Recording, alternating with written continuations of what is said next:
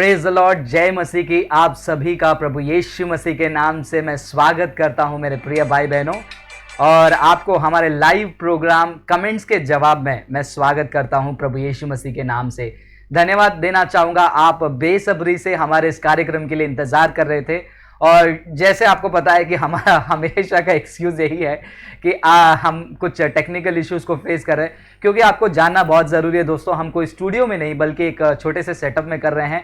जितना हो सके उतना हम परमेश्वर की मर्जी को पूरा करने की कोशिश करें। शुरुआत में हमारा लाइट सेटअप खराब हो गया था, फिर बाद में हमारा वाईफाई सेटअप, इंटरनेट सेटअप खराब हो गया था, फिर बाद में कैमरा रीसेट हो गया था। काफ़ी सारी दिक्कतों के बाद फिर भी यीशु मसीह की मर्जी थी कि हम आपसे 9 बजे ही जुड़े।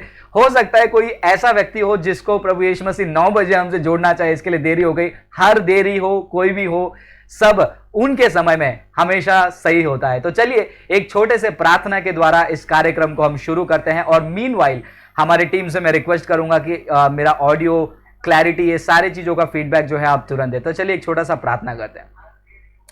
प्रभु परमेश्वर, हम आपको धन्यवाद स्तुति करते हैं ये शाम के समय के लिए, रात के समय के लिए आपके चरणों में आते हैं। प्रभु, आपकी मर्जी के बिना कुछ भी नहीं होता है, एक घड़ी भी बदल नहीं सकती है प्रभु, यदि आपकी उसमें इच्छा ना हो और मर्जी ना हो।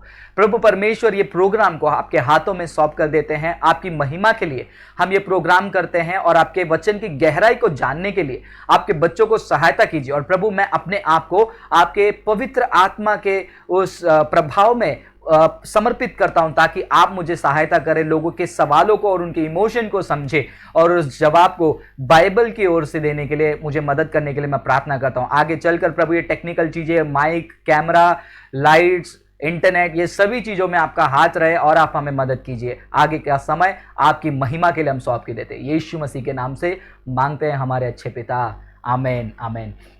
तो आशा करता हूं मेरा ऑडियो वगैरह सही है। तो मेरे प्रिय भाई बहनों, आप सभी को मैं एक और बार हमारे कमेंट्स के जवाब लाइव प्रोग्राम में स्वागत करता हूं। और जैसे इस प्रोग्राम का फॉर्मेट जानते हैं कि हम आपके कमेंट्स को लाइव चैट में आते हैं, उसको हम पढ़ते हैं और उनको जवाब देने की कोशिश करते हैं बाइबल के आधार पर। लेकिन आगे बढ़ने से पहले आज जो है मैं सभी का मैं शुक्रगुजार हूं, और मैं धन्यवाद कहना चाहूँगा, क्योंकि आप लोगों ने काफ़ी मदद किया है हमारे ग्लोरी अपॉलोजेटिक्स मिनिस्ट्री को। किस तौर पर आपने हमें उत्साहित किया है हमारे वीडियोस को शेयर करके, लाइक करके, सब्सक्राइब करके, और आपके सहायता और प्रार्थना और प्रेम के कारण आज हमारा ग्लोरी अपॉलोजेटिक्स मिनिस्ट्री जो है, ये परिवार जो है 50,000 के ऊपर हो चुका है। ये बहुत बड़ा माइलस्टोन है इंडियन अपॉलोजेटिक्स में, क्योंकि इंडियन अपॉलोजेटिक्स की अगर आप बात करते हैं, वहां पर हमारे भाई जेरी थॉमस काफी समय से कोशिश कर रहे हैं इंडियन अपॉलोजेटिक्स में एक रेवोल्यूशन लाने का। साक्षी अपॉलोजेटिक्स है, और हिंदी अरेना में परमेश्वर ने हमको चुना है ताकि हम हिंदी अरेना में परमेश्वर का कार्य करें और अपॉलोजेटिक्स करें, और one of the fastest growing channel हम कह सकते हैं। ये सारा क्रेडिट सिर्फ और सिर्फ हमारे प्रभु यीशु मसीह को। तो एक और बार धन्यवाद आपके सपोर्ट और प्यार के लिए। वैसे ही लगातार इस चैनल को शेयर करते रहिए, ताकि हम गहराइयों को समझ सके, और परमेश्वर के वचन के विरुद्ध उठने वाले झूठे बयानों को भी हम जवाब देकर पहला पत्रस 3 अध्याय 15 वचन को प्रैक्टिस में और एग्जीक्यूशन में लाने के लिए प्रभु हमें मदद करें। तो दोस्तों, आज ये कार्यक्रम शुरू करने से पहले एक और खुशखबर है। आपको पहले से पता होगा, ग्लोरी अपॉलोजेटिक्स मिनिस्ट्री एक्सपांड हो रही है। जी हाँ, काफी सारे लोग हमसे पूछते हैं कि आप हिंदी में वीडियो करते हैं, इसके अलावा मराठी, गुजराती, कन्नड़ा, ओरिया, ये सारे भाषाओं में भी वीडियो बनाए करें।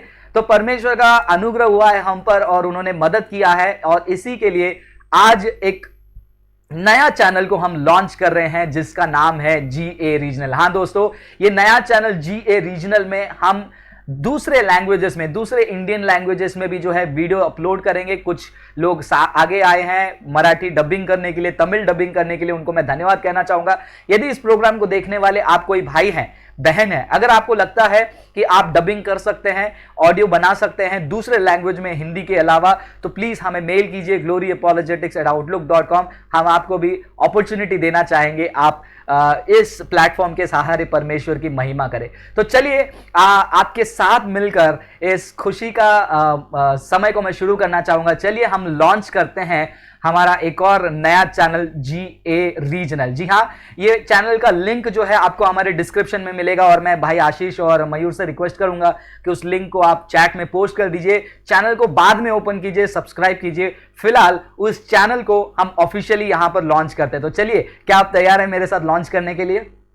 यस, मैं आशा करता हूं। धन्यवाद। तो चलिए इस नए चैनल को हम लॉन्च करते हैं परमेश्वर की महिमा के लिए। चलिए।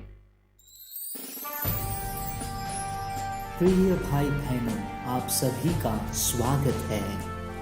ग्लोरी अपॉलोजेटिक्स मिनिस्ट्री प्रस्तुत करता है GA रीजनल, एक नया रीजनल चैनल जिसके द्वारा अनेक भाषाओं में आप परमेश्वर के वचन को सीख सकते हैं, जान सकते हैं। इस चैनल को सब्सक्राइब करें और अपने दोस्तों कलीसिया के साथ शेयर करें, उन्हें भी सब्सक्राइब कराएं। परमेश्वर आप सभी को आशीष करे। God bless you. तो धन्यवाद दोस्तों आपके प्रेम के लिए, और हमने परमेश्वर की महिमा के लिए इस चैनल को लॉन्च कर दिया है GA रीजनल। और हमारे मिनिस्ट्री के लिए और हमारे टीम के लिए बहुत बड़ी खुशखबर है, क्योंकि इसके द्वारा हम बहुत सारे लैंग्वेजेस में एक्सप्लोर करने वाले हैं। हमने शुरू किया है ये सोचकर कि आपने जितना प्यार इस चैनल को दिया है उस चैनल को भी देंगे, और आगे चलकर काफी सारे वीडियोस आएंगे। तो धन्यवाद एक बार आपके प्रेम के लिए। तो ये चैनल को सब्सक्राइब कीजिए, मैं बार बार दोहरा रहा हूं, और दोस्तों के साथ शेयर कीजिए। लिंक डिस्क्रिप्शन में है, और आशा करता हूं आशीष ने भी जो है लिंक को कमेंट में पोस्ट किया होगा, हमारे GA टीम मेंबर। तो चलिए आज का कार्यक्रम हम शुरू करते हैं कमेंट्स के जवाब, जहां पर हम आपके कमेंट्स को पढ़ेंगे और बाइबल के आधार पर जवाब देने की कोशिश करेंगे। तो चलिए कुछ कमेंट्स की ओर हम चलते हैं, और जितने लोग कॉन्ग्रेचुलेट कर रहे हैं आप सभी को धन्यवाद और प्रभु आशीष करें। तो चलिए आगे बढ़ते हैं। संजना जॉन का सवाल है, praise the Lord brother, can you share some tips regarding Bible study? God bless you. तो संजना जॉन का एक सवाल है कि बाइबल स्टडी करने का कुछ स्टेप बताइए, टिप्स बताइए। बाइबल स्टडी का मैं टिप्स कई बार बता चुका हूं। यदि आपने बाइबल एक बार पढ़ा नहीं है तो आपको इस फॉर्मेट में बाइबल पढ़ने में आसानी होगी। जो मुझे आसान लगा जब मैं शुरू कर रहा था बाइबल रीड करना, सबसे पहले आप मत्ती से लेकर प्रकाशित वाक्य तक आप पूरा पढ़ लीजिए। एक बार पढ़िए और 2 बार पढ़िए अगर हो सके तो। फिर उसके बाद उत्पत्ति से लेकर फिर प्रकाशित वाक्य तक आइए, क्योंकि जब आप नया नियम एक बार पढ़ लेते हैं और उस नए नियम का फाउंडेशन आपके दिमाग में रहेगा, और आप जब ओल्ड टेस्टमेंट में जाएंगे तो जब उत्पत्ति की किताब में जो जो भविष्यवाणियां यीशु मसीह के लिए की गई हैं वहां पर आपको क्लिक होते जाएगा, अरे हाँ ये मैंने वहां पर पढ़ा था। तो ऐसे शुरू कर सकते हैं। उसके बाद जब एक वचन को अप्रोच करते हैं तो हमें बहुत सावधानी से उस वचन को अप्रोच करना चाहिए। हमें यह देखना है कि वो वचन किसने लिखा, क्यों लिखा, किसके लिए लिखा, कौन से सेटअप में लिखा गया, और क्यों लिखा गया, और कहां लिखा गया। ये सारे सवालों को मद्देनजर रखते हुए आपको बाइबल पढ़ना है।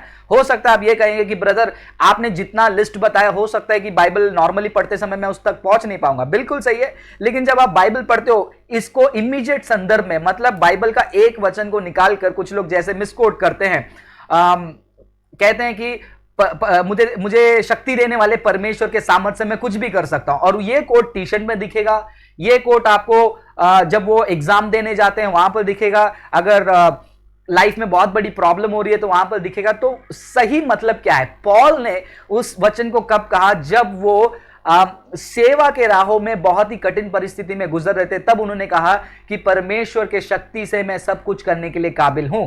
तो ये नहीं कि मैं व्यापार ओपन कर रहा हूं और वहां पर यह वचन को अप्लाई करूं, इसको कहते हैं मिसकोटेशन। तो हमको क्या करना है, जब भी वचन पढ़ते समय उसका संदर्भ समझना है, और वो वचन अकेले में कोई चीज को बात नहीं करेगा, वो वचन ओवरऑल बाइबल का कॉन्टेक्स्ट में फिट होना चाहिए। ये बहुत जरूरी है, क्योंकि कुछ दिन पहले मैंने डॉक्टर रवि जकरयास का जो है एक वीडियो मैंने अपलोड किया था, रवि जकरयास जो मिनिस्ट्रीज है उनका।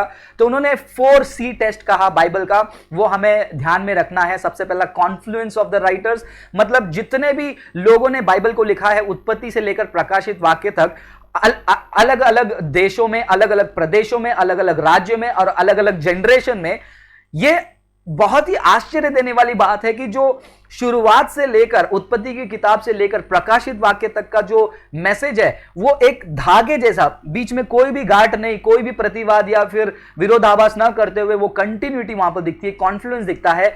यदि पवित्र आत्मा का हाथ ये बाइबल राइटर्स के हाथ ऊपर नहीं होता तो एक राइटर कुछ और लिख देता, दूसरा कोई और लिख देता, कॉन्ट्रडिक्शन हो जाता है। लेकिन यहां पर पवित्र आत्मा के इंस्पिरेशन से, दूसरा तीमोथी 3 अध्याय 16 वचन का हम पढ़ते हैं, परमेश्वर के इंस्पिरेशन से लिखने के कारण कॉन्फ्लुएंस ऑफ द राइटर हमें दिखता है। दूसरा, हमें कंसिस्टेंसी दिखती है और कंसिस्टेंट क्लेम हमको दिखते हैं। ऐसा नहीं कि पुराना नियम कुछ और कहता है, नया नियम उसके विरुद्ध कहता है, तो कंसिस्टेंसी आपको दिखेगी। और उसके बाद कैरेक्टर ऑफ द पर्सन, यानी कि यीशु मसीह का कैरेक्टर जो है आपको उत्पत्ति से उभरता हुआ दिखेगा और नए नियम में उसकी परिपूर्णता आपको देखेगी। और फाइनली कॉरेस्पॉन्डेंस, मतलब जो जो जगह बाइबल में बताई हैं उसे हम आर्कियोलॉजिकली, हिस्टोरिकली उसको हम कॉरेस्पॉन्ड करके देख सकते हैं कि वो सच है या नहीं। तो बाइबल पढ़ने के काफी सारे टिप्स हैं। आप एक पहले बाइबल पढ़ लीजिए, न्यू टेस्टमेंट पहले, फिर ओल्ड टेस्टमेंट से लेकर रेवलेशन तक, फिर एक रायरी बाइबल स्टडी जो मैंने आपको लास्ट शो में कहा था वो खरीद लीजिए,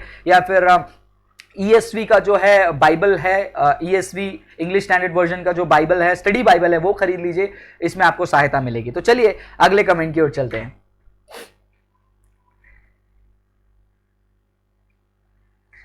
चंदन बेहरा पूछते हैं कि भाई मैं एक शादी में जाऊंगा, उसके घर में खाना खाऊं या ना खाऊं? आप खा रही है, क्योंकि परमेश्वर ने आपको प्रेम करने के लिए कहा है, तो क्यों नहीं खाएंगे आप? पॉल कहते हैं एक वचन में, मेरे सामने जो भी चीजें रखी जा रही है उसको सवाल पूछे बिना आपको खाना है।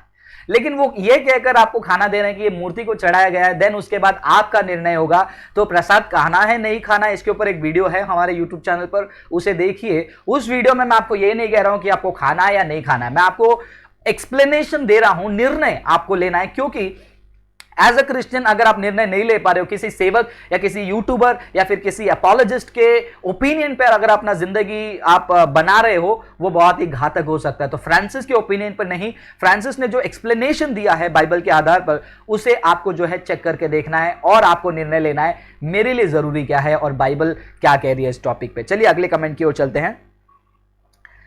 यहां पर एक भाई साहब हैं, उन्होंने कमेंट लिखा है, मोहम्मद आतिउल्लाह, उन्होंने लिखा है अस्सलामु अलैकुम। वालेकुम सलाम भाई।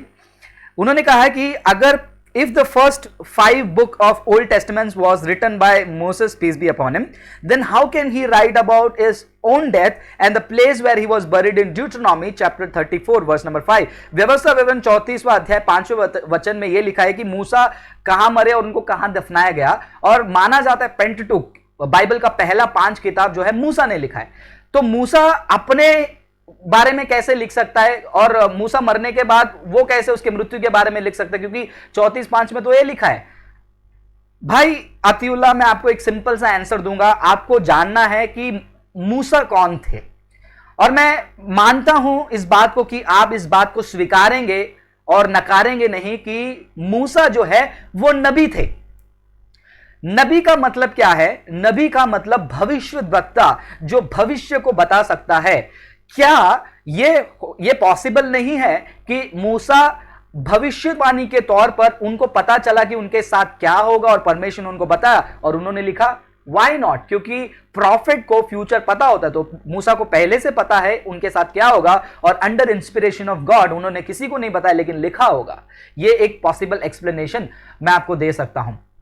क्यों ये दे पा रहा हूं? क्योंकि नए नियम में देखते हैं यीशु मसीह हमारा खुदा है, लेकिन यीशु मसीह जो है प्रॉफिट लाइनेज से भी जो है प्रॉफिटिक ऑफिस को भी वो कंप्लीट करते हैं। यीशु मसीह प्रीस्ट ऑफिस को भी कंप्लीट करते हैं, प्रॉफिटिक ऑफिस को भी कंप्लीट करते हैं। तो जब प्रॉफिटिक ऑफिस के बारे में बात करते हैं, यीशु मसीह खुद अपने मृत्यु के बारे में, 3 दिन के बाद पुनरुत्थान होने के बारे में सारी चीजें क्लियरली बता सकते हैं, तो उनका नबी क्यों नहीं बता सकता है? सो ये प्रॉफिट होने के कारण उनको पता है। ये है मेरा सिंपल सा आंसर आपके क्वेश्चन के लिए। तो चलिए आगे चलते हैं। यदि कोई कमेंट मिस हो रहा है तो आपसे मैं माफी चाहूंगा। अगर हमने 8 बजे शुरू किया होता तो एक्सटेंड करके हम जा सकते थे, लेकिन देरी से होने के कारण खैर हमारे पास 45 मिनट है, हम आगे चल सकते हैं।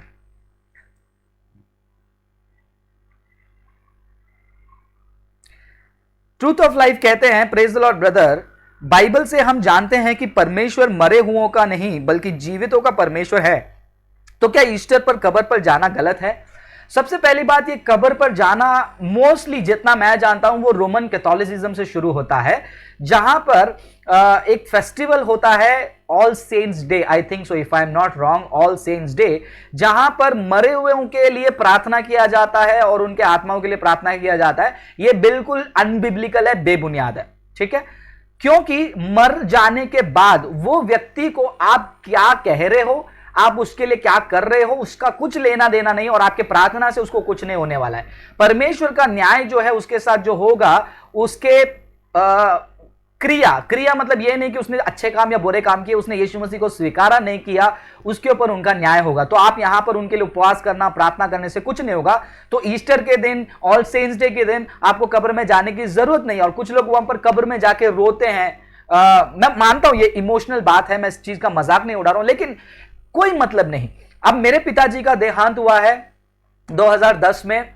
2010 के बाद आज तक मैं उनकी कब्र पे नहीं गया। कुछ लोग बोलेंगे कितना क्रूर आदमी है। क्रूर आदमी अगर आपको सोचना है तो कोई बात नहीं, लेकिन मृत्यु होने के बाद वहां पर बार बार जाकर, वहां पर बैठकर रोकर हम क्या साबित करना चाहते हैं? ये अनबिब्लिकल बातें हैं। क्योंकि जब हम बाइबल में पढ़ते हैं मृत्यु के बारे में क्या लिखा है कि अन्य जाति हैं जिनको आशा नहीं है, वो लोग रोते हैं, लेकिन हम क्या हैं? प्रभु में हम जानते हैं कि जितने लोग मरे हैं प्रभु में वो सोए हैं, और न्याय के दिन उनका पुनरुत्थान फिर से होगा। God will raise them up again, and हम उनको देखेंगे यदि उन्होंने यीशु मसीह को स्वीकार किया, और हमारे साथ वो स्वर्ग राज्य में रहेंगे। तो मैं इस बात से सहमत नहीं हूं कि आपको ईस्टर के दिन या कोई भी दिन कब्र में जाकर उनको हार चढ़ाना है, फूल चढ़ाना है, अगरबत्ती जलाना है, या फिर उनके लिए कैंडल जलाना है। ये सब जो है एक प्रकार का अंधविश्वास क्रिश्चियनिटी में आकर बस गया है।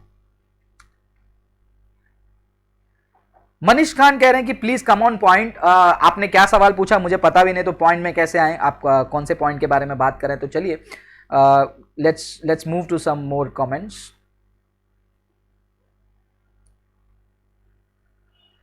मोहम्मद आतिउल्लाह पूछते हैं, if Jesus Christ is the God of Old Testament, where throughout Old Testament he said I am God clearly, then did he forget to tell in New Testament in a clear word that I am God and worship me? Mohammad Atiullah, ये बहुत as old सवाल है। सालों साल पहले, 50-60 साल पहले ये सवाल जो है आउटडेटेड हो चुका है। आज क्रिश्चियन अपोलोजिस्ट जितने भी हैं वो मुस्लिम अपोलोजिस्ट में से शबीर अली को थोड़ा सा रिस्पेक्ट करते हैं। मैं भी थोड़ा सा रिस्पेक्ट करता हूं, क्योंकि उनका वे ऑफ प्रेजेंटेशन काफी इंटरेस्टिंग लगता है, और बहुत ही काम, बहुत ही शांत आदमी है। मुझे बाकी लोगों से मुझे शबीर अली भी पसंद है। शबीर अली खुद कहते हैं कि आई थिंक मुसलमानों को यह आर्ग्यूमेंट छोड़कर आगे जाना चाहिए, क्योंकि कितना इलॉजिकल है वो गलत है। क्योंकि मोहम्मद आतिउल्लाह, क्या मैं ये कहूं कि आप लड़के नहीं हैं? आप पूछेंगे क्यों? क्योंकि इतना बड़ा आपने कमेंट किया, आपने एक भी बार ये नहीं कहा कि मैं लड़का हूं, तो क्या मैं ये अज्यूम कर लूं कि आपने खुद अपने मुंह से मैं लड़का हूं नहीं बोला, तो आप लड़का नहीं है? यहूदी माइंडसेट में चलिए, ज्यूइश कल्चर में जब यीशु मसीह का समय था, वहां पर अगर कोई किसी को, कोई अपने आप को मैं भगवान हूं कहता था मनुष्य के रूप में आकर, यहूदी लोग उसको देखकर बोलते थे कि ये पागल है। यहूदी लोग क्या करते थे? उसको देखकर बोलते थे कि ये पागल व्यक्ति अपने आप को भगवान बोल रहा है, look at him, is just a human being. लेकिन यहूदियों के लिए सबसे अचंभा देने वाला बात यह नहीं है कि कोई अपने आप को खुदा कहे, कोई ऐसा काम करे और ऐसे बयान करे जिसे सिर्फ खुदा ही कर सकता है। यीशु मसीह ने कहा शबत का परमेश्वर मैं हूं। मतलब यहूदियों को पता है कि शबत को बनाने वाला परमेश्वर, शबत का प्रभु यहोवा है, लेकिन यीशु ने कहा कि शबत का प्रभु मैं हूं। यहूदियों के लिए यह अलार्मिंग लगा। आपका माइंडसेट आपको यहूदियों के दिमाग में फिट नहीं करना है। यहूदी बातें वो कैसे समझते थे वो हमको समझना बहुत जरूरी है। दूसरी बात, जब यीशु मसीह चमत्कार वगैरह कर रहे हैं, यीशु मसीह बड़े बड़े बयान कर रहे हैं, उसमें से कुछ बयान यीशु मसीह ने किए। यूहन्ना के किताब 8वां अध्याय 58 आई थिंक, उसमें उन्होंने कहा before Abraham was I am, Abraham के पहले मैं था। तो उन्होंने क्या जवाब दिया? तुम तो 50 साल के भी नहीं और तुम कहते हो कि अब्राहम के पहले हो। तो यीशु मसीह वहां पर यह दर्शा रहे हैं कि मैं अभी अभी 2000 साल पहले जन्मा हुआ एक साधारण बालक नहीं हूं। जैसे कुछ हिंदू लोग, मूर्ख लोग कहते हैं कि तुम्हारा भगवान 2000 साल पहले पैदा हुआ था। 2000 साल पहले क्या है था? कौन था दुनिया को चलाने वाला? बाइबल नहीं पढ़ते। जीसस क्राइस्ट प्री एग्जिस्टेड दुनिया की सृष्टि के पहले पिता पुत्र पवित्र आत्मा एक थे। यही हम मत्ती यूहन्ना की किताब पहला अध्याय में पढ़ते हैं। तो ये यीशु मसीह जो अब्राहम से पहले होने का दावा करते हैं, और आई एम एगो आईमी विच इज इक्विवेलेंट टू याह्वे, मैं हूं, ये वाला शब्द को इक्विवेलेंट दिखाते हैं। और उन्होंने कहा कि मैं और पिता एक हूं। ये क्या दिखा रहे हैं? यहूदी लोग इन बातों को देखकर गुस्सा हो गए, पत्थर उठाकर मारने लगे। यदि यीशु मसीह ने कोई साधारण दावा किया होगा तो क्यों यहूदी लोग उनको पत्थर उठा के मारने जा रहे थे? क्योंकि उनको पता था कि वो साधारण मनुष्य होते हुए भी ऐसे दावा कर रहा था कि वो खुदा है। यहूदी कल्चर में यदि कोई कहता है कि ये मेरा पिता है, अगर बायोलॉजिकली वहां पर नहीं दिख रहा है तो वहां पर इसका मतलब कल्चर में यह होता है कि समानता दिखा रहे हैं। जब जब यीशु मसीह ने कहा मैं मेरा पिता, यीशु मसीह यही उनको दिखा रहे थे कि मैं और मेरा पिता का मतलब उस जूइश सेटअप में मैं मेरे पिता यानी कि यहोवा के इक्विवेलेंट हूं। I am equal to Yahweh. यहूदी माइंडसेट ने समझा, आप नहीं समझ पा रहे हो। तो क्या ये क्राइटेरिया कहां से आ गया कि यीशु मसीह को बोलना ही है कि मैं खुदा हूं, मेरी इबादत करो? तो पूरे कुरान में मुझे बताओ कि अल्लाह ने कहां पर कहा मैं अल्लाह हूं, मेरी इबादत करो? वेट, सूरह ताहा में मत भागना। सूरह ताहा का एक्सप्लेनेशन मैंने डाल दिया है। क्यों? क्योंकि सूरह ताहा या फिर कोई भी सूरह का आयत अल्लाह ने डायरेक्टली मोहम्मद साहब से बात नहीं किया है। जिब्रील के द्वारा, एंजल के द्वारा अल्लाह ने जो है मोहम्मद साहब से बात किया था। अगर आप कहेंगे कि यदि जिब्रील के द्वारा बात किया वो चलता है, वो अल्लाह की ही वाणी है, तो न्यू टेस्टामेंट में टाइटस की किताब में आप चले जाइए, वहां पर यीशु मसीह को खुदा कहा गया है। यूहन्ना की किताब में पढ़िए, उन पर खुदा कहा गया है। पतरस ने कहा कि यीशु हमारा खुदा है। पॉल ने कहा कि यीशु हमारा खुदा है। तो आपका आर्ग्यूमेंट जो है वो इलॉजिकल है, बेसलेस क्वेश्चन है। खुद का सवाल, खुद का क्राइटेरिया बनाकर आपको बाइबल को अप्रोच नहीं करना है। तो क्या मैं ये पूछ सकता हूं आतिउल्लाह, आपके जैसा एक सवाल पूछता हूं, आतिउल्लाह आपने सिगरेट पीना छोड़ दिया है? क्या जवाब देंगे आप? ये मैं आपको बता रहा हूं, इसको कहते हैं एक रेटोरिकल टाइप ऑफ क्वेश्चन। आप कोई भी जवाब दो, फंस जाएंगे। मोहम्मद आतिउल्लाह आपने सिगरेट पीना छोड़ दिया है क्या? क्या कहेंगे आप? आप कहेंगे हां, मतलब आप पीते थे। दूसरा, आप कहेंगे कि नहीं, मतलब स्टिल पी रहे हो। तो ऐसे टाइप का क्लोज एंडेड क्वेश्चन जो है फिलोसॉफिकली पूछने वाले मुसलमानों को आंसर मिल गया है। बाइबल को जैसा समझना है, ज्यूइश माइंडसेट में आपको समझना है, खुद का क्राइटेरिया नहीं ना। या फिर हम भी ऐसा सवाल आपसे पूछ सकते हैं। तो जो लोग ये वीडियो को कट करके सूरह ताहा को डालने वाले, पहले जाकर डिड जीसस से आई एम गॉड का 3 एपिसोड मैंने हिंदी में बनाया हमारे यूट्यूब चैनल में, आप उसे एक बार देखने का कष्ट जरूर करें मेरे प्रिय भाई। चलिए आगे चलते हैं।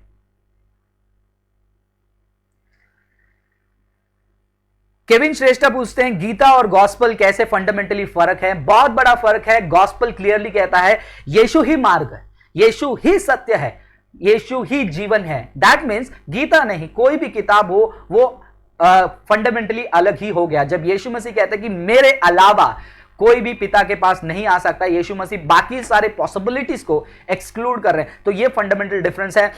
गीता में जो है सिन एंड साल्वेशन का कॉन्सेप्ट नहीं है, और जिस प्रकार का स्वर्ग राज्य के बारे में हम बात करते हैं वो नहीं है। यीशु मसीह में सैल्वेशन वो नहीं है। और कर्मा का थियरी आता है गीता में, लेकिन बाइबल कर्मा के बारे में बात नहीं करती है। ऐसे काफी सारे फंडामेंटल डिफरेंसेस आपको गीता और बाइबल में ही नहीं बल्कि काफी दूसरे वर्ल्ड व्यूज के किताबों में भी आपको मिलेंगे। ये मेरा पॉइंट है मेरे प्रिय भाई बहनों। तो चलिए अगले कुछ और कमेंट की ओर चलते हैं। ब्लैक मैन ये कहते हैं कि why do Muslims always ask the same question? It's been clearly explained. Why don't you go to channel of Christian Prince? He is a scholar and know the Quran and Islam much better. वैसे हमारे channel में भी है, David would के channel में भी है, काफी सारे वीडियोस है, बट थोड़ा सा आगे बढ़िए मेरे प्रिय भाई आतिउल्लाह साहब। चलिए आगे चलते हैं, थोड़ा सा समय बचा है अब हमारे पास।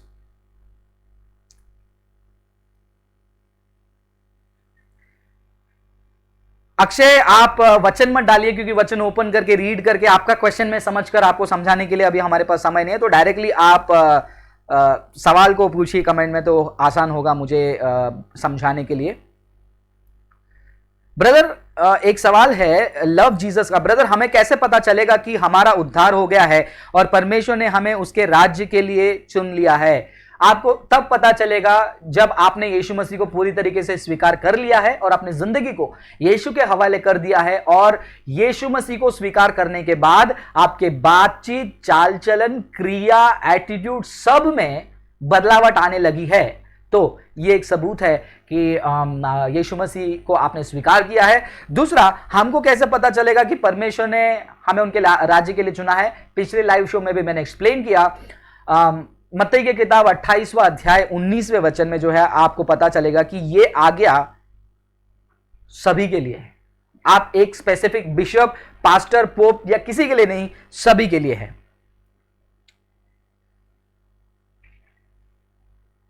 Yes, Abhishek Lucky, you are right.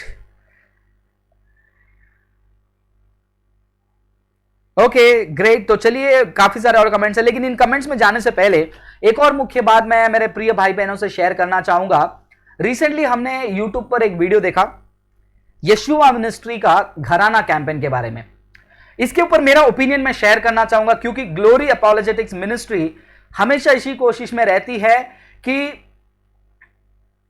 Bible को गलत प्रस्तुत जहां जहां किया जा रहा है या फिर क्रिश्चियनिटी का एक अलग नजारा दिखाया जा रहा है, वहां पर हम कोशिश करेंगे लोगों को सही रास्ता दिखाए। यह हमारी कोशिश है और यही हमारी सेवकाई है, और ये हम लगातार करते आ रहे हैं। अंकुर नरूला के ऊपर हमने किया था, और विकास मसीह के बारे में हमने बात किया था, और रिसेंटली रॉबिन अल्मर्डा के बारे में बात किया था। अब मैं बात करना चाहूंगा हमारे यशुआ मिनिस्ट्रीज के बारे में, जिन्होंने काफी सारे गाने लिखे हैं। उनमें से मेरे भी फेवरेट गाने हैं गाओ hallelujah, one of the favourite song, यीशु मसीह तेरे जैसा कोई नहीं। क्या गाना है वो, मतलब आंसू निकलते हैं वो गाने में। लेकिन हमें यह भी सावधानी के साथ समझना है कि शुरुआत में हमने कैसे शुरू किया, और परमेश्वर ने जो मुझे बुलाहट दिया, उस बुलाहट में मैं कितना स्थिर हूं और अच्छे से हूं, ये जानना सेवकों के लिए बहुत जरूरी है। मुझे बहुत बड़ा दुख हुआ जब मैंने यशुआ मिनिस्ट्री का यूट्यूब में एक प्रोमो देखा घराना कैंपेन का। दुख इसलिए नहीं हुआ कि वो घराना कैंपेन कर रहे हैं और उनका मानना है कि worship is a personal affair, worship जो है एक व्यक्तिगत रूप का है, और आपके घर पे आकर हम वर्शिप करना चाहते हैं आपके साथ मिलकर, है ना। खुशखबर, लोगों को लगता होगा कि मैं प्रमोट कर रहा हूं। अगर हो रहा है प्रमोशन, कोई बात नहीं, लेकिन मेरा पॉइंट इसमें यह है कि वर्शिप के लिए आप लोगों के घर पे जा रहे हो, अच्छी बात है, लेकिन उसमें लास्ट में जो स्लाइड दिखाया गया उसमें थोड़ा सा हम डिसएग्री करते हैं। जैसे कि उसमें लिखा है कि रिक्वायरमेंट, यदि यशुआ मिनिस्ट्री का बैंड आपके घर पे आना है तो उन्होंने कुछ क्राइटेरिया दिया है वहां पर। Criteria number 1, air condition room. बहुत दुख हुआ मुझे, पढ़ते ही मुझे लगा, मतलब ये उन घरों में नहीं जाएंगे जहां पर एयर कंडीशन नहीं है। दूसरा, वहां पर लिखा था कि 200 स्क्वायर फीट के आसपास लिविंग रूम एरिया चाहिए। मतलब 200 स्क्वायर फीट, अगर मैं थोड़ा भी कैलकुलेशन लगा तो आई थिंक 3 BHK का घर होना चाहिए जिसका हॉल बड़ा हो, यह रिक्वायरमेंट है। तीसरा रिक्वायरमेंट है 20 लोग आएंगे, 20 लोगों के लिए कार पार्किंग की सुविधा होनी चाहिए। यह रिक्वायरमेंट दिखाया है और कहा है कि वाना होस्टेस, हमें आप बुलाना चाहते हो। मैं ये देखकर एक सेकंड के लिए बहुत ही दुखित हो गया। केवल मैं ही नहीं बल्कि और भी जो अच्छे परमेश्वर के सेवक हैं उन्होंने भी अपना दुख जताया, और बहुत बुरा लगा कि आज क्रिश्चियनिटी कहां तक पहुंच गया है, जहां पर वचनों के लिए लोग तड़प रहे हैं लेकिन वचन नहीं दिया जा रहा है। म्यूजिक के ऊपर ज्यादा फोकस दिया जा रहा है। अगर म्यूजिक के ऊपर ज्यादा फोकस दिया भी जा रहा है, एक लैविशिंग लाइफस्टाइल की तरफ लोगों को खींच कर लेकर जाया जा रहा है, जहां पर बाइबल उसके विपरीत कहती है कि तुम क्रूस उठाकर मेरे पीछे चलो। मैं प्रॉस्पेरिटी के विरोध नहीं हूं, हर क्रिश्चियन को जो है प्रॉस्पर होना है, लेकिन वो उद्देश्य नहीं है। यीशु मसीह ने कहा कि तुम क्रूस उठाकर तुम मेरे पीछे चलो। जब भी बाइबल क्रूस के बारे में बात करती है, क्रूस को स्टडी करो। ये क्रूस हमेशा दर्द, शेम, लज्जा, एम्बैरेसमेंट को दिखाती है। लेकिन ये जो कैंपेन में मैंने देखा कि एयर कंडीशन चाहिए और 200 स्क्वायर फीट का घर चाहिए, और क्या था मैंने कहा आपको, 20 लोगों की कार पार्किंग चाहिए। मतलब इन शॉर्ट ये कह रहे हैं कि हम उन्हीं के घर पे जाएंगे जिनके घर पे ये सुविधा है, और वो कौन लोग हैं? वो सिर्फ अमीर लोग हैं। मेरे प्रिय भाई बहन, यीशु मसीह ने ये कभी नहीं किया होता। यीशु मसीह, अगर आप बाइबल पढ़ते हैं, वहां पर फरीसी और सदूसी और यहूदी लोग आकर कह रहे हैं कि तुम्हारा गुरु, your master is sitting with the Sinners and having food. आपका गुरु पापियों के साथ बैठकर खाना खा रहा है। पापी स्त्री उनके पैर को छू रही है तो लोगों ने बड़बड़ किया। लेकिन आज क्रिश्चियन मिनिस्ट्री कहां जा रही है? लैविशिंग।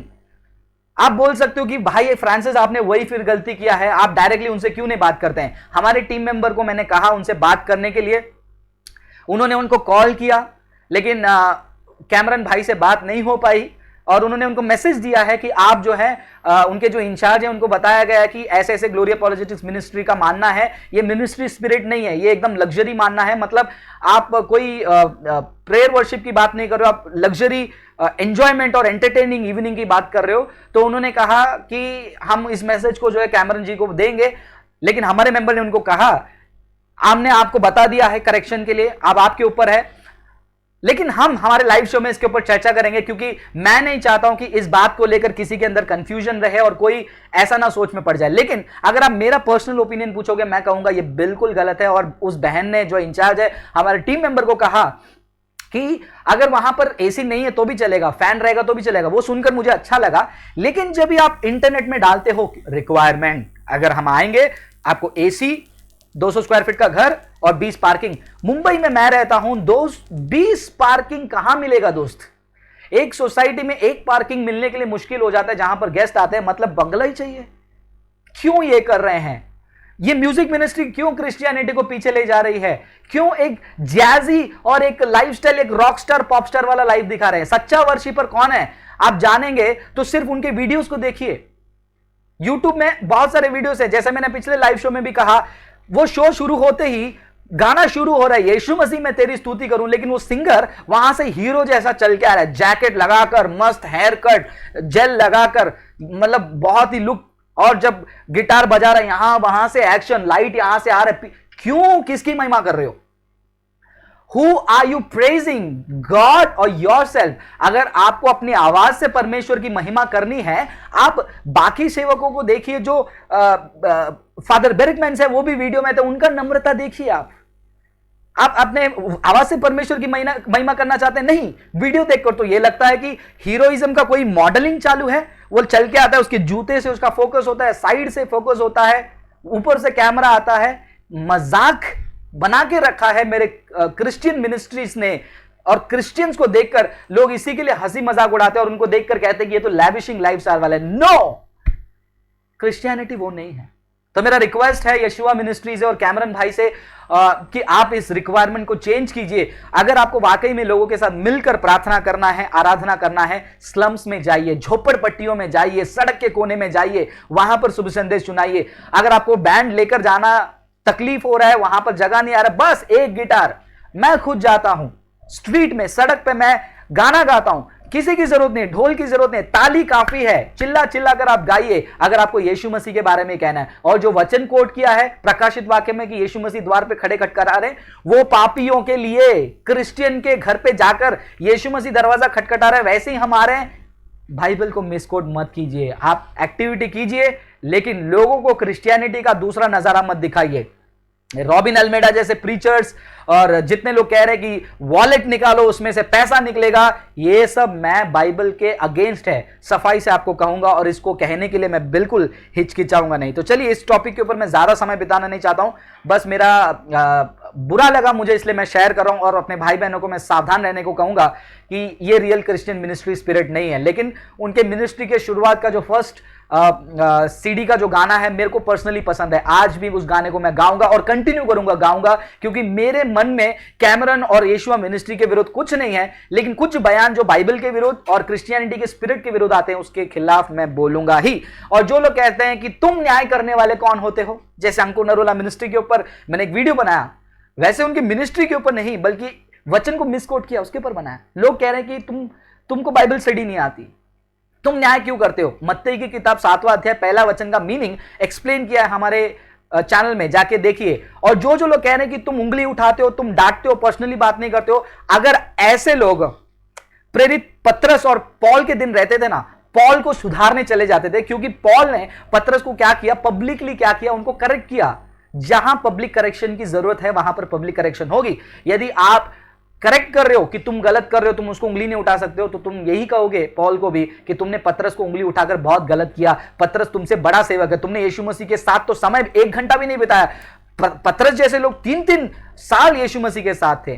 तो ये इमोशन को साइड रखिए, बाइबल को रिस्पेक्ट कीजिए। क्रिश्चियनिटी ये नहीं है मेरे दोस्त, हंसी मजाक खुशी लैविशिंग लाइफ क्रिश्चियनिटी नहीं है। क्रिश्चियनिटी आपके लिए एक सकरा मार्ग है, नैरो मार्ग है, जहां पर तकलीफ होगा, दर्द होगा, लेकिन ग्लोरिफिकेशन अंत में होगा। सो ये गलत थॉट निकाल दीजिए कि यीशु के पास आऊंगा तो मुझे ऑडी, मर्सिडीज, BMW मिलेगा। भिखारी लाजरस भिखारी ही मरा, 12 चेले मारे गए, रिच नहीं हुए। प्रेरित पॉल कहने लगे कि मैं समुद्र में पड़ा रहा, रात दिन समुद्र में पड़ा रहा, मैं नंगा घुमा, मुझे खाने के लिए कुछ नहीं मिला। तो क्या बाकी ये सारे प्रचारक ये कहना चाहते कि पतरस को और प्रेरितों को और पॉल को परमेश्वर ने आशीष नहीं किया और हमको किया है? मैं कहूंगा ऐसे प्रचारक से आप बचकर रहिए। तो चलिए आगे चलते हैं मेरे दोस्तों।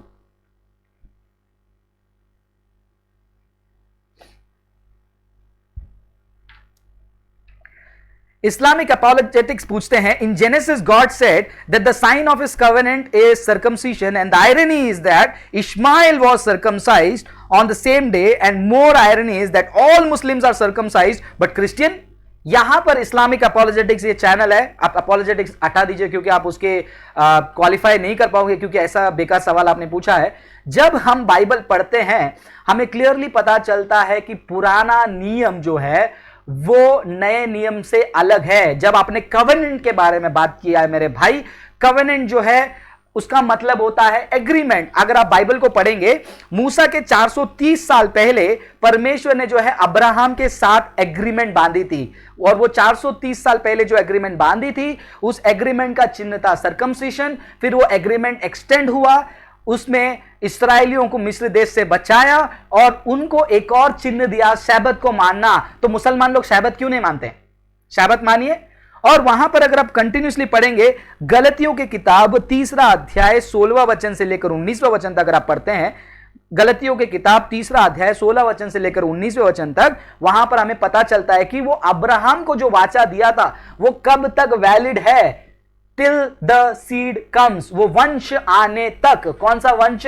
यीशु मसीह आने तक। जब यीशु मसीह आने तक वो कवेनेंट था, यीशु मसीह आने के बाद वो कवेनेंट खत्म नहीं हुआ, कंप्लीट हो गया है। और यीशु मसीह के बाद जो है नया कवेनेंट होगा करके पुराने नियम के यिर्मयाह की किताब में 31वां अध्याय में वचन 31 से लेकर 32, इब्रानियों की किताब 8वां अध्याय 13वां वचन, इब्रानियों की किताब 8वां अध्याय वचन 6 से लेकर 8, दूसरा कुरिन्थियों 3 अध्याय 6 से लेकर 9, रोमियो की किताब 7वां अध्याय वचन 4 से लेकर 7। ये सारे वचनों को जब आप पढ़ते हैं हमें क्लियरली पता चलता है कि अब्राहम के साथ जो परमेश्वर ने वाचा बांधी थी, कवेनेंट बांधी थी, वो यीशु मसीह के साथ पूरा हुआ। और यीशु मसीह को मानने वाले हम पुराने उस 613 नियम के अधीन नहीं है, इसलिए हम सब्बत भी नहीं मानते, सर्कमसिशन भी नहीं मानते हैं। अगर आप सर्कमसिशन के ऊपर ज्यादा बात कर रहे हैं मेरे भाई इस्लामिक अपॉलोजेटिक्स, तो ये वचन जो है आपके लिए है। गलतियों की किताब 5वां अध्याय वचन 2 से लेकर 4 पढ़ के देखिए। गलतियों की किताब 5वां अध्याय वचन 2 से लेकर 4, जहां पर लिखा गया है, यदि तुम खतना करते हो, इन शॉर्ट में बताता हूं, एक नियम को पालन करते हो और बाकी नियम को नहीं पालन करते हो, तो बाकी सारे नियम को तुमने तोड़ दिया है। तो आप सर्कमसिशन कर रहे हो तो सैबत मानो, सैबत मानने के साथ साथ बाकी 613 नियम मूसा के द्वारा दिया गया है वो क्यों नहीं मानते हो? अगर आप कहते हैं कि वो चिन्ह में हम अधीन नहीं है, तो आप हमें भी सवाल मत पूछिए। हम यीशु मसीह के रॉयल कमांडमेंट के अधीन है, और रॉयल कमांडमेंट के अधीन होने के कारण यीशु मसीह ने उस कवेनेंट का ये चिन्ह दिया है बपतिस्मा। तो मुसलमान लोग बपतिस्मा क्यों नहीं लेते हैं? ये सवाल का जवाब इस्लामिक अपॉलोजेटिक्स कोशिश कीजिए आप देने की। चलिए दोस्तों अगले कमेंट की ओर चलते हैं। एंड आयरनी आयरनी आयरनी आप कह रहे हो, आयरनी आयरनी आप अपने आपके लिए लगा दीजिए। सुनील जी एक सवाल पूछते हैं, एक व्यक्ति का नाम लिखते हैं, उनके वीडियो के बारे में आपका क्या ख्याल है? सुनील जी मैं आपको ये सफाई से कह दूं, उनका सारा वीडियो मैंने नहीं देखा, लेकिन 1-2 वीडियो मैंने देखा और मैं कन्विंस्ड नहीं था। यह बात को मैं कभी भी नहीं मानूंगा कि कोको कोला में इल्यूमिनाटी है। This is too much. Illuminati एक कॉन्स्पिरेसी है, और ये कॉन्स्पिरेसी के ऊपर हमको बैठकर डर के जिंदगी को नहीं जीना। यहां घूमो इल्यूमिनाती, वहां घूमो इल्यूमिनाती, शाहरुख खान इल्यूमिनाती, कल के दिन विक्स का टैबलेट इल्यूमिनाती, कहां और इल्यूमिनाती को नहीं डरता। परमेश्वर का वचन कहता है कि परमेश्वर ने हमारे अंदर भय की आत्मा नहीं धैर्य की आत्मा डाली है। यदि आपने यीशु मसीह को सच में स्वीकार किया है, आपका उद्धार हो गया है, तो आपको इल्यूमिनाटी या शैतान का किसी भी षड्यंत्र से डरने की जरूरत नहीं है। तो तो आप कहेंगे कि आप क्या इल्यूमिनाटी को रिजेक्ट करते हो? मैं कह रहा हूं it is a conspiracy theory, one world government का जो भी होगा, लेकिन जो लोग उद्धार पाए हैं वो अपने उद्धार में स्थिर रहेंगे। तो डरने वाली बात क्या है? डर वो रहे हैं जिनका उद्धार सही नहीं है और उनको लगता है कि गिर जाऊंगा, हट जाऊंगा। और यहां पर हैरानी वाली ये बात है, एक एक पिक्चर को देखकर, एक एक पिक्चर के कैरेक्टर को इल्यूमिनाटी कहना, आई डोंट थिंक सो कितना सही है।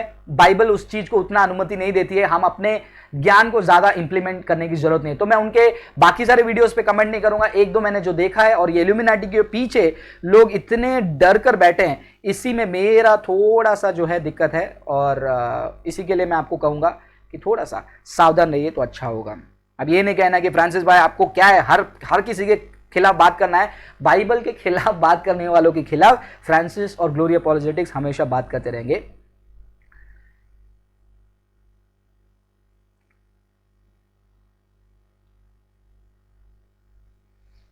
अभिषेक कंडुलना प्लीज उस कमेंट को थोड़ा इंग्लिश में टाइप कर पाएंगे, क्योंकि हिंदी में थोड़ा मुझे समझने में दिक्कत आ रही है।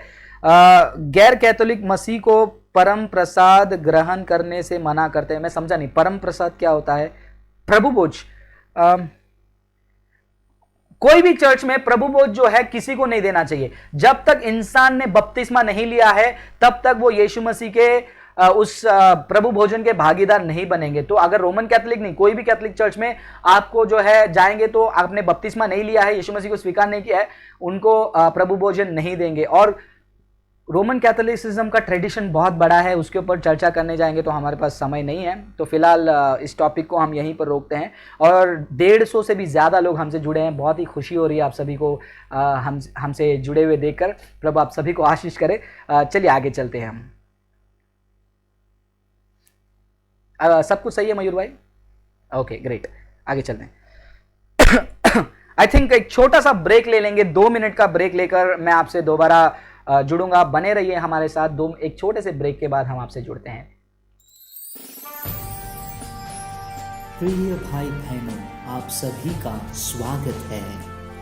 ग्लोरी अपॉलोजेटिक्स मिनिस्ट्री प्रस्तुत करता है GA रीजनल, एक नया रीजनल चैनल जिसके द्वारा अनेक भाषाओं में आप परमेश्वर के वचन को सीख सकते हैं, जान सकते हैं। इस चैनल को सब्सक्राइब करें और अपने दोस्तों कलीसिया के साथ शेयर करें, उन्हें भी सब्सक्राइब कराएं। परमेश्वर आप सभी को आशीष करे। God bless you.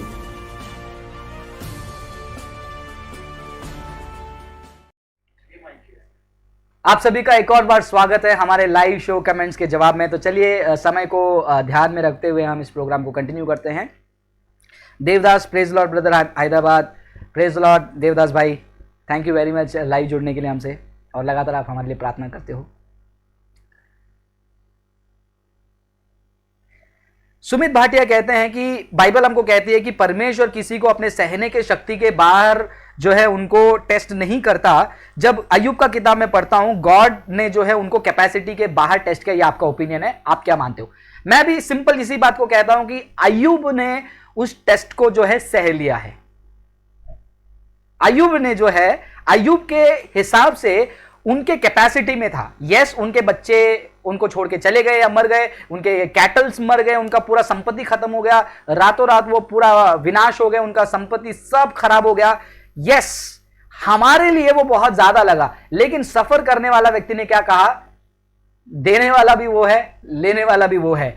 मिट्टी से आया और मिट्टी से लौटूंगा, परमेश्वर की महिमा हो। तो मतलब ये क्लियरली सफाई से हमको पता चलता है कि अय्यूब को ये बेरिंग कैपेसिटी में था, तो हमें यहां पर सवाल उठाने की जरूरत नहीं है। और परमेश्वर को पता है कि कौन से मग में कितना पानी तक जा सकता है। अगर मैं आपको ये वाला ग्लास दिखा रहा हूं, अगर मान लीजिए ये मेरा सहने का लिमिट है, ये ब्रिम, ये सहने का लिमिट है, इसके बाहर परमेश्वर आने नहीं देगा, because he is all powerful and he knows what is best for me. Yes, so don't worry, relax, chill.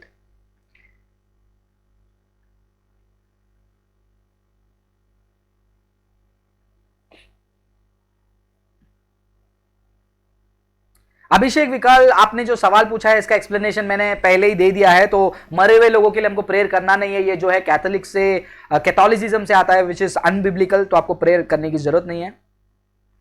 Sceptics claim, यश कटारिया पूछते हैं कि skeptics claim that Bible promotes slavery, what should be our stand on this? Simple है, Bible slavery promote करती है, ये उनको कहां मिलता है? ये स्पेसिफिकली उनको मिलता है ओल्ड टेस्टमेंट में।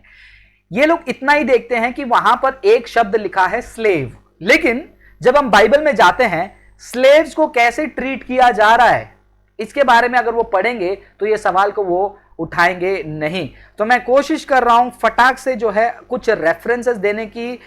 1 मिनट आप लाइन में बने रहिए, मैं कोशिश कर रहा हूं, शायद जल्दी से अगर मुझे वो रेफरेंस मिल गया तो आपको मैं फटाफट बता दूंगा कि बाइबल स्लेवरी के बारे में क्या कहती है। बने रहिए, मैं नोट्स रेडी रखता हूं, लेकिन सडनली ऐसे जब क्वेश्चंस आते हैं तो नोट्स ओपन करना पड़ता है। So let me find out. बने रहिए, अगर नहीं मिल रहा है तो आप हमारे अभी अगर मैं आंसर नहीं दे पा रहा हूं तो आप हमारे फेसबुक पेज में आइए, कमेंट कीजिए, हम आपको वहां पर शेयर करेंगे, क्योंकि फिलहाल जल्दी जल्दी रेफरेंस ढूंढना लाइव शो में थोड़ा सा मुश्किल हो जाता है, लेकिन फिर भी मैं मैक्सिमम कोशिश कर रहा हूं निकालने का स्लेवरी के ऊपर।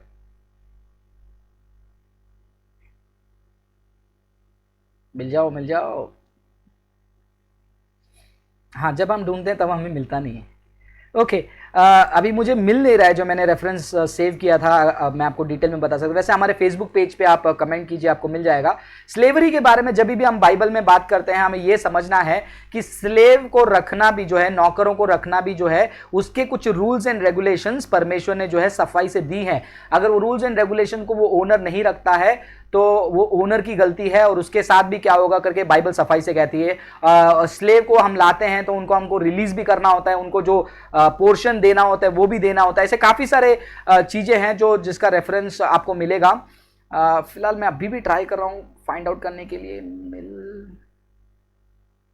ठीक है, आप हमारे फेसबुक पेज में आ जाइए, हम आपको शेयर करने की कोशिश करेंगे, क्योंकि अभी मैं उसको ढूंढ नहीं पा रहा हूं। Nevertheless Bible never promotes slavery. और इसके लिए आप एक बुक किताब पढ़ लीजिए, ऑथर का नाम मुझे याद नहीं आ रहा है, when sceptics ask, I think Ravi Zacharias और नॉर्मन गाइजर का किताब है, आप ले लीजिए व्हेन स्केप्टिक आस्क। इसमें बहुत सारे डिटेल में इस टॉपिक को हैंडल किया है, और स्पेशली डॉक्टर पॉल कोपन का एक किताब है is God a moral monster. उन्होंने बहुत ओल्ड टेस्टामेंट को ही एक्सप्लेन किया है कि ओल्ड टेस्टामेंट में वॉर होता है, ओल्ड टेस्टामेंट में लड़ाइयां होती है, परमेश्वर अगर प्रेम है तो दूसरे देश के लोगों को क्यों मारने कहता है, तो क्या परमेश्वर मॉरल मॉन्स्टर है? इसके ऊपर एक किताब है डॉक्टर पॉल कोपन का, शायद से ऑथर का नाम मैं सही बता रहा हूं, तो ये is God a moral monster. ये किताब को खरीदिए अमेजॉन फ्लिपकार्ट से, आप पढ़िए, आप इसमें और भी निपुण हो सकते हैं इस टॉपिक पे। विशाल टोपो, ये कैसा सवाल हो गया? क्या एक हस्बैंड वाइफ मसीह में भाई बहन कैसे हो सकते हैं? बिल्कुल नहीं, हस्बैंड वाइफ तो एक रिलेशन है, वो भाई बहन में कैसे हो सकते हैं?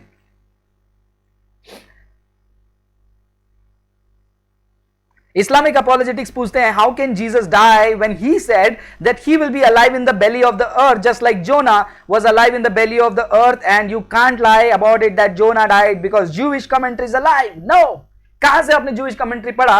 आपको यही तो प्रॉब्लम है। यदि आप जोना के किताब को पढ़ते हो तो जोना के किताब में पढ़ते हैं तब हमको पता चलता है जब उनको समंदर में डाल दिया जाता है, वो जिस प्रकार का एक्सप्लेनेशन देते हैं, the bars have closed me upon, वो मुझे लिपट गया और मैं शियोल में चला गया, ये सारा एक्सप्लेनेशन जो है नर्क का है। ये कब आता है? नर्क मतलब ग्रेव, सॉरी ग्रेव का है। ये सब अनुभव इंसान को तब आता है जब वो मरता है। तो मैं आपको एक शॉकिंग रिस्पॉन्स देने वाला हूं। यदि जाकिर नाइक मुझसे पूछे वाज जोना डेड और अलाइव, मैं कहूंगा जोना वाज डेड। यस, जोना मरे थे, क्योंकि जब हम जोना की किताब को पढ़ते हैं वो एक्सप्लेनेशन क्लियरली बताता है कि Jonah died, number 1। Number 2, Zakir Naik पूछेगा do dead man pray? Yes, जब आप अब्राहम और लाजर और जो रिच मैन का स्टोरी पढ़ते हैं वहां पर उस अधोलोक से जो है वो अमीर आदमी रोता है, कहता है कि मुझे एक बूंद पानी मेरे जुबान में रख दो, लाजर को बोलो जाकर मेरे भाइयों को बताने। Yes, dead man do pray.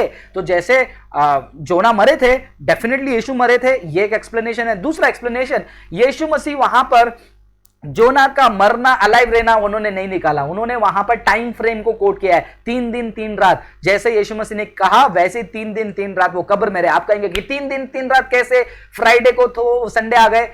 Roman timing मत लगाइए, आपके मोबाइल का टाइमिंग मत लगाइए, यहूदी टाइम लगाइए। Sundown to sundown 6 to 6 ऐसे कैलकुलेट होता है। और एस्तर के किताब में जब आप जाते हैं वहां पर भी 3 दिन की उपवास कहती है और तीसरा दिन वो उपवास समाप्त करते हैं और वो भी तीसरा दिन काउंट किया जाता है। So Friday Saturday Sunday, Sunday early morning यीशु मसीह मृत्यु को में से जी उठे तो वो तीसरा दिन ही है। यहूदी कॉन्टेक्स्ट में समझिए, इस्लामिक कॉन्टेक्स्ट में और स्केप्टिक कॉन्टेक्स्ट में नहीं। इस्लामिक अपॉलोजेटिक्स, गुड ट्राई, अच्छा कोशिश किया, एक बार फिर और कोशिश कीजिए।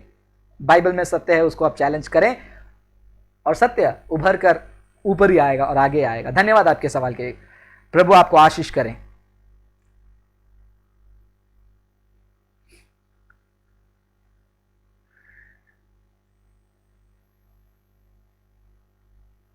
सामुएल शर्मा कहते हैं कि मैं परमेश्वर के रास्ते में चल रहा हूं, मैं जो चाहता हूं वो पूरा नहीं हो रहा है, क्यों, प्लीज बताइए। क्योंकि आप जो चाह रहे हैं क्या वो परमेश्वर की मर्जी के अनुसार है, वो पहले जानना है। अगर वो परमेश्वर की मर्जी के अनुसार नहीं है तो वो पूरा नहीं होगा।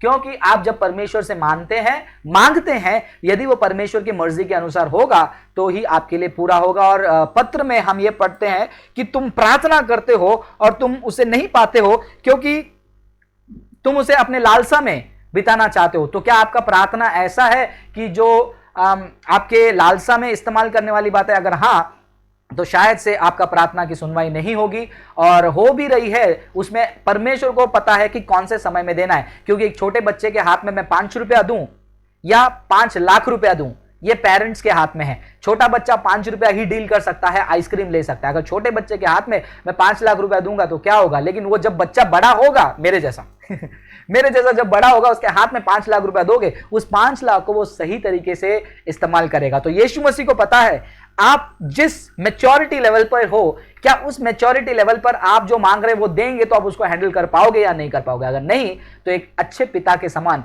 वो सही समय में आपको देंगे। सो डोंट वरी, इंतजार कीजिए, प्रार्थना कीजिए। आप कहेंगे कि ब्रदर इतना आसान नहीं है। मैं खुद अपने लाइफ में बहुत सारी चीजों को मैं समय के अनुसार होते हुए देख रहा हूं, इसलिए मैं आपको कॉन्फिडेंटली कह सकता हूं।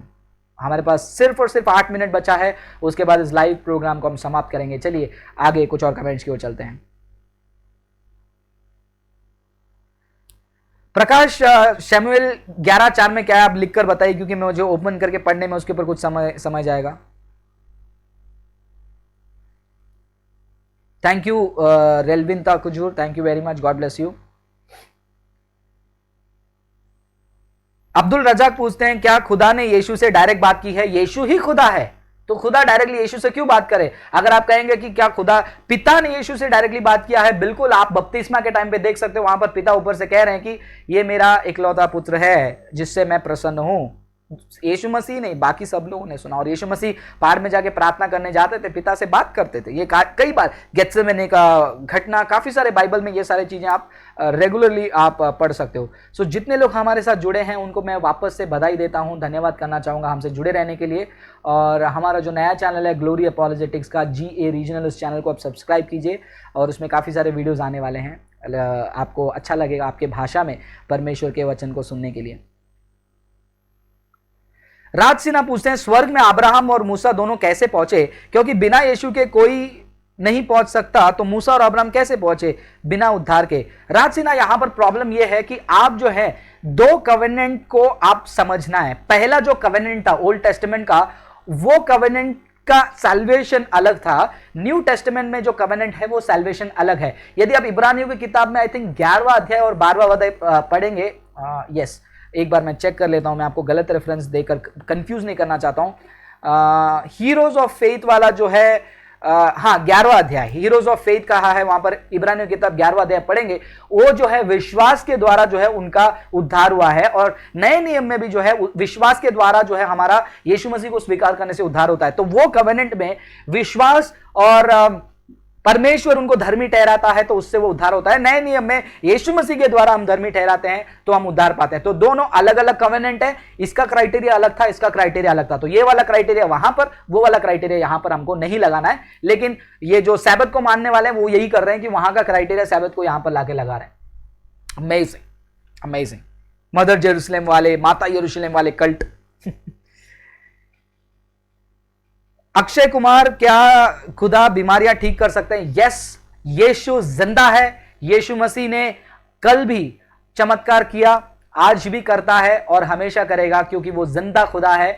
और यीशु मसीह के चमत्कार को कई बार लोगों ने देखा है, मैंने अपनी जिंदगी में देखा है। बहुत सारे बीमारियों से, मेंटल, फिजिकल, सारे बीमारियों से परमेश्वर ने चंगा किया है। काफी सारे गवाही हैं। यदि आप यीशु मसीह के ऊपर सच्चा विश्वास रखते हो और यीशु मसीह को सिर्फ डॉक्टर, मैं 4 दिन प्रार्थना में आऊंगा और मुझे फ्री में हील कर दो, ऐसा नहीं। यीशु मसीह को जब अपना जिंदगी देते हो तो यीशु मसीह आपको चंगा करेंगे। आप बोलेंगे ये तो बिजनेस हो गया। यीशु मसीह कह रहे हैं कि तुम मेरे पास आओगे तो मैं तुमको चंगा करूंगा, नहीं। यीशु मसीह के पास जब आप आओगे, यीशु मसीह के उस पवित्र बाड़ा में जब आओगे, आपके अंदर जो अशुद्ध चीजें हैं, जो बीमारी लाकर रखी हैं, वो भागेंगी, चंगाई आपको मिल जाएगी। इसलिए यीशु मसीह आपको बुला रहे हैं, इसका मतलब ये नहीं कि तुम आओ तो मैं तुमको ठीक करूंगा, नहीं। यीशु मसीह कह रहे हैं कि तुम उस पवित्र बॉर्डर के अंदर आओ, क्योंकि पवित्र बॉर्डर के अंदर शैतान का कोई राज नहीं है और उसको भागना ही होगा। बीमारी, कोई भी चीज हो, वो यीशु के सम्मुख में टिक नहीं पाएगी, क्योंकि यीशु सर्वशक्तिमान परमेश्वर है।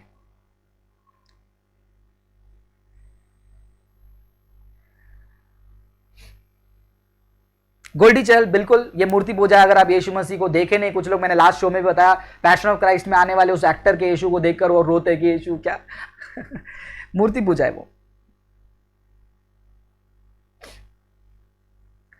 अनिश पूछते हैं, भैया is the God of Old Testament more strict than the Lord of the New Testament? बहुत अच्छा सवाल पूछना आपने। इनका सवाल है कि पुराना नियम का जो परमेश्वर है और बहुत स्ट्रिक्ट है क्या? पहले ये सवाल ही थोड़ा सा गलत है, क्योंकि पुराना नियम का परमेश्वर और नए नियम का परमेश्वर अलग नहीं है, दोनों एक ही है। याहवे है, पिता, पुत्र, पवित्र आत्मा सेम है।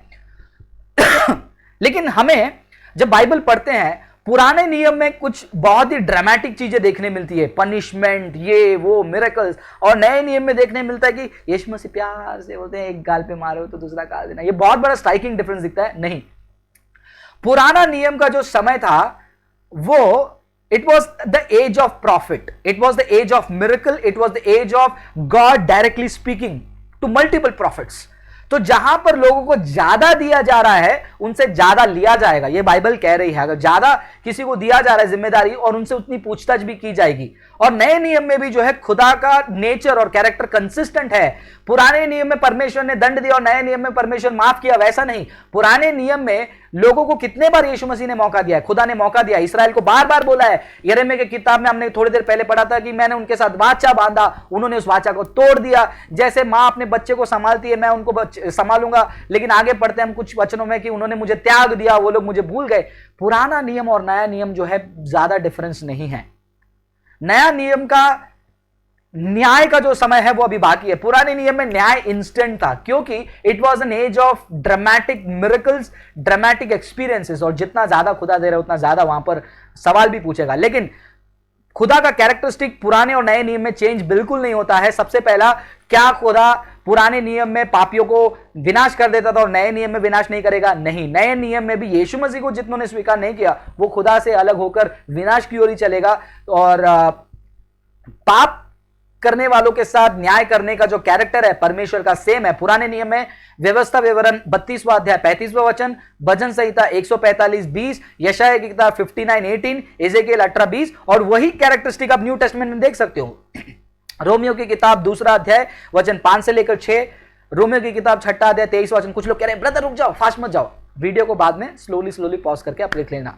रोमियो की किताब 12वां अध्याय 19वां वचन, 2 थिस्सलुनीयों 1 अध्याय 8वां वचन, प्रकाशित वाक्य 21वां अध्याय 8वां वचन। दूसरा, परमेश्वर बहुत ही पीस है, परमेश्वर बहुत ही शांति का दाता है। क्या सिर्फ न्यू टेस्टमेंट में? नहीं, वो भी कंसिस्टेंट है। पुराने नियम में देखिए, गिनतियों की किताब 6 अध्याय 26वां वचन, भजन संहिता 91 1 से लेकर 2, 119 165, नीति वचन 16 अध्याय 7वां वचन, यशायाह 26वां अध्याय 3 वचन, 32वां अध्याय 17 वचन। वही सेम कैरेक्टरिस्टिक आपको न्यू टेस्टमेंट में मिलेगा। लूका की किताब 24वां अध्याय 36वां वचन, यूहन्ना 14 अध्याय 27वां वचन, रोमियो की किताब 15-13, फिलिपियो की किताब 4 अध्याय वचन 7, दूसरा कोरिन्थियों 13वां अध्याय 11वां वचन। परमेश्वर दया करने वाला और माफ करने वाला। पुराने नियम और नए नियम में भी सेम है। इसके भी काफी सारे वर्सेस मैं आपको दिखा सकता हूं। परमेश्वर प्रेम करता है, वो भी सेम है। परमेश्वर कभी नहीं बदलता है। गिनतियों की किताब 23वां अध्याय वचन 19 से लेकर 20, भजन संहिता 33:11। वैसे ही न्यू टेस्टमेंट में आप पाएंगे 2 तिमोथी 2 अध्याय 13वां वचन, हिब्रानियों की किताब 6 अध्याय 18 वचन। और परमेश्वर जो है जेंटल है, नम्र है, वो हम व्यवस्था विवरण 10वां अध्याय 18 वचन, पहला इतिहास 16 अध्याय 34वां वचन। वही चीज हम न्यू टेस्टमेंट में देख सकते हैं। मरकुस की किताब 1 अध्याय वचन 40 से लेकर 42, 10वां अध्याय वचन 13 से लेकर 16, 2 कुरिन्थियों वचन अध्याय 1 वचन 3 से लेकर 4। ऐसे काफी सारे रेफरेंसेस मैं कोट करते जा सकता हूं, ये साबित करने के लिए कि खुदा जो ओल्ड टेस्टमेंट का कैरेक्टरिस्टिक है वो न्यू टेस्टमेंट में भी है। वहां पर इंस्टेंट जस्टिस, इंस्टेंट परमेश्वर का जजमेंट होता है, लेकिन यहां पर खुशखबरी ये है कि परमेश्वर अभी तक सब्र के साथ इंतजार कर रहे हैं कि हम मन फिराए ताकि हम उस अधलोक में न जाएं।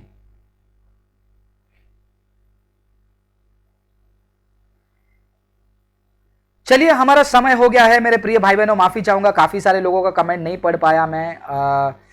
सुपर यूजर कहते हैं why do you quote like Zakir Naik, क्योंकि जाकिर नायक के अंदाज में ही जो है लोगों को पसंद आता है ना। तो जाकिर नायक का अंदाज क्या है, वो कुछ चीजें जो है माइंड में रखकर रट्टा मार के, बोलते स्कूल में रट्टा मारते थे, 2 दूनी 2 क्या 2 1 2, 2 दूनी 4, 2 3 6, वैसा पैरेड में नहीं कर रहा हूं। मेरे सामने रेफरेंसेस और मैं उसको रीड कर रहा हूं, जाकिर जैसा कोट नहीं कर रहा हूं। तो चलिए, हमारा समय हो चुका है। तो जितने लोग का गोल्डी चहल, आप किसी को शैतान मत बुलाइए, उनके लिए प्रार्थना कीजिए। चलिए, हमारा समय समाप्त हो चुका है। एक छोटे से प्रार्थना के द्वारा इस लाइव शो को हम समाप्त करते हैं। और एक और बार हमारे प्रिय भाई बहनों को हम धन्यवाद करना चाहेंगे। ग्लोरी अपॉलोजेटिक्स मिनिस्ट्री के ओर से आपके सहयोग से हम 50,000 के ऊपर पहुंचे हैं। हमें और स्प्रेड होना है, करोड़ों लाखों लोगों तक यीशु मसीह का शुभ संदेश ले जाना है। इसके लिए आपकी सहायता की जरूरत है। क्या सहायता? प्रार्थना कीजिए, सब्सक्राइब कीजिए और शेयर करते रहिए। लोगों को बताते रहिए किस प्रकार प्रभु उनके सत्य को प्रकट करना चाहता है। और हमारे नए चैनल के लिए भी प्रार्थना कीजिए। जितने लोग आगे आए हैं वेरियस लैंग्वेज में सपोर्ट करने के लिए, उनको भी प्रभु मदद करे ताकि वो रेगुलरली बेहिचक वीडियो प्रोड्यूस करें और हम अपलोड करें। तो ये नया चैनल GA रीजनल का लिंक हमारे डिस्क्रिप्शन में है। एक बार फिर से आशीष आपको हमारे कमेंट्स में शेयर करेंगे, उसको सब्सक्राइब कीजिए और कंटिन्यूसली उसके अपडेट्स के लिए आप ट्यून्ड इन रहिए। अधिक जानकारी के लिए आप हमारे फेसबुक पेज में जुड़े रहिए। अगर आप कोई सेमिनार ऑर्गेनाइज करना चाहते हैं, आप हमें इन्वाइट करना चाहते हैं, कोई भी टॉपिक हो, Hinduism, Islam, mother Jerusalem cult, Jehovah's witnesses, oneness, Pentecostal, Trinity, theology, fundamental studies, कोई भी टॉपिक हो, आप हमें इनवाइट कर सकते हैं कोई भी पार्ट ऑफ इंडिया में। उसकी जानकारी के लिए आप हमें मेल कीजिए gloryapologetics@outlook.com में। और हमेशा प्रार्थना में याद रखिए, प्रभु आप सभी को आशीष करे। चलिए एक छोटा सा प्रार्थना करते हैं। है हमारे स्वर्ग में विराजमान पिता, हम आपको धन्यवाद स्तुति करते हैं। आप अपने प्रेम को हमेशा प्रकट करते हैं, इसके लिए धन्यवाद प्रभु। जितने भी लोग हमसे जुड़े हैं, 150 से भी अधिक, 200 के आसपास, उन सभी को मैं आपके चरणों में सौंपता हूँ। जितनों ने आपके वचन को सुना है, ये वचन उनके हृदय में क्रिया करे, क्योंकि हम जानते हैं वचन कभी भी खाली नहीं लौटता है।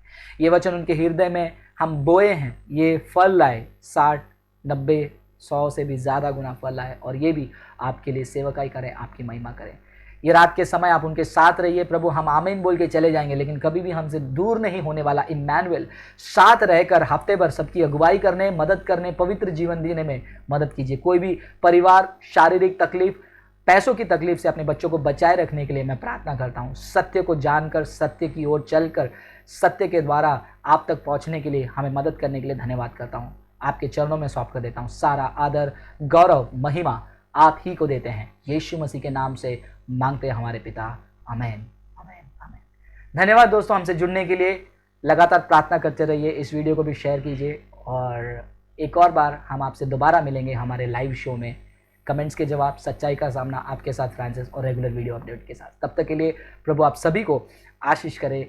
God bless you. Good night.